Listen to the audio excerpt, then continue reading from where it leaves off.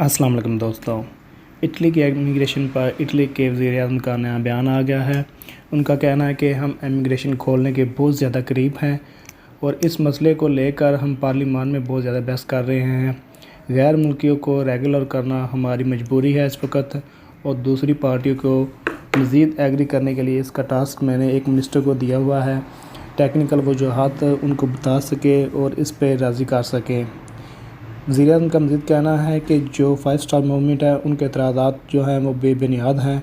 हम कोशिश कर रहे हैं उनको भी इस बात पे एग्री कर लें, और उनका मज़ीद कहना है कि हम लोगों को मज़ीद इस तरह खुला नहीं छोड़ सकते हैं, इस तरह हमारी नस्ल के लिए ख़तरे का बायस बन सकता है।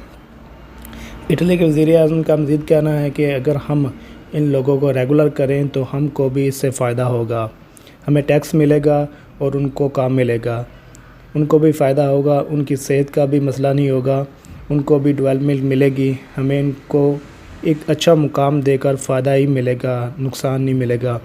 गैर मुल्की के लिए ये एक अच्छी खबर है। इटली के वज़ीर-ए-आज़म का मज़ीद कहना है कि हमें इन्हें सहूलत दे के फ़ायदा ही मिलेगा।